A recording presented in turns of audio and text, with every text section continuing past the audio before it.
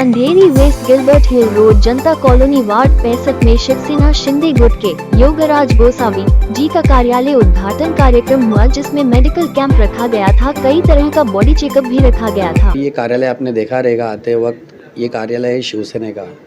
माननीय हिंदू हृदय सम्राट सर सेनापति बाला साहब ठाकरे जी के सिद्धांतों पे चलने वाला शिवसेना का जो कार्यालय आपने यहाँ पे ओपनिंग किया है, हमने देखा है कि एक काफ़ी पुरानी मुस्लिम आबादी की एक बस्ती है। यहाँ पे कभी भगवा झंडा नहीं लहराया। आपने यहाँ पे एक ऑफिस खोला है शिवसेना शिंदे गुट का। क्या लगता है आपको यहाँ पे कुछ दिक्कतें आएगी या फिर कुछ? नहीं, ऐसा कुछ देखिए, ऐसा ये अभी आपका सवाल आपने किस तरीके से पूछा मुझे तो पता नहीं, बट मेरा बचपना यहाँ पे गया है। अगर ऐसा मुस्लिम आबादी से हमको डर होता, आपको लगता है कि हमें दिक्कत आती, तो आज इस बिल्डिंग के, ये SRA की बिल्डिंग है, यहाँ पे करीब 250 से 300 फ्लैट्स है। तो ये मुस्लिम आबादी वाली बिल्डिंग के चेयरमैन मेरे पिताजी अरुण गोसावी नहीं होते, और यहाँ पे मैं बचपन से इतना पल बढ़ के इतना बड़ा नहीं होता कि जिस काबिल यहाँ पे ऑफिस खोल सकता हूँ और लोगों की समस्या जान सकता हूँ। हमने ये भी सुना है कि आपने इच्छुक उम्मीदवार के लिए फॉर्म भी भरा है शिवसेना शिंदे गुट से। क्या लगता है, क्या बोलना चाहिए? नहीं, इच्छुक उम्मीदवार इच्छुक जाहिर करना ऐसा कोई ये बात तो है नहीं।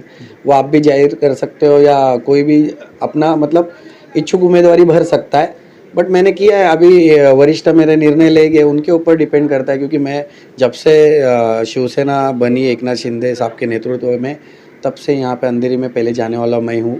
और मैंने करीब कई लड़कों के साथ युवा सेना के माध्यम से मैंने यहाँ पे काम किया है। 2-2.5 साल से मैं यहाँ पे काम कर रहा हूँ।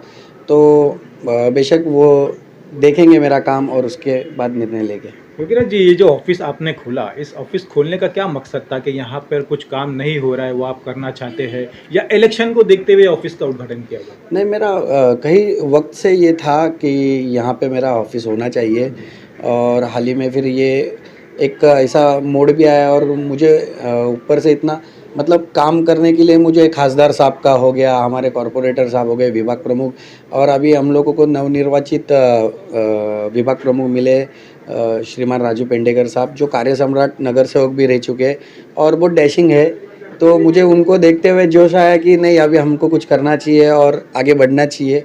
और पहले तो शुरुआत मैं जहाँ रहता हूँ वहाँ से ही शुरुआत करी, और जब ऑफिस ओपन करने लिया तो यहाँ के जितने हमने देखा कि आपके ऑफिस ओपनिंग होने के कुछ टाइम पहले, कुछ वक्त पहले हमने देखा कि यहाँ पे जो नाला है, गटर है, भर कर पानी रोड पर बह रहा था। तो क्या लगता है वो काम भी हमने ऐसा सुना है कि आपके माध्यम से हुआ था?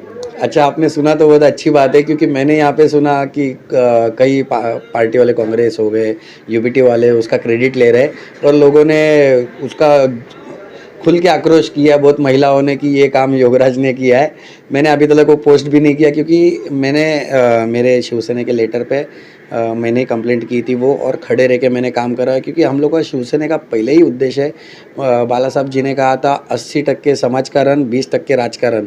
पर हम लोगों को तो, मुझे तो ऐसा लगता है हम लोगों को जब से हमारे वरिष्ठ ने सिखाया तो हम लोग 100% समाजकारण ही कर रहे हैं। योगीराज जी, क्या लगता है कि पार्टी में बहुत सारे कार्यकर्ता नेताओं ने फॉर्म भरा है नगर सेवक के लिए कि हमें टिकट मिले? अगर टिकट मिलती है तो क्या करोगे? टिकट मिलती है तो बेशक मैं उसके लिए कैपेबल हूँ और लड़ूंगा, और यहाँ से सीट निकाल के दूंगा। और मैं तो इतना दावा करता हूँ कि यहाँ से 100% बहुमत से निकाल के दूंगा, क्योंकि आपने भी देखा है, मैं जो विभाग से आता हूँ जहाँ पे पूरा मुस्लिम आबादी है, और मेरे यहाँ पे ही 8,500 से 10,000 मतदार है।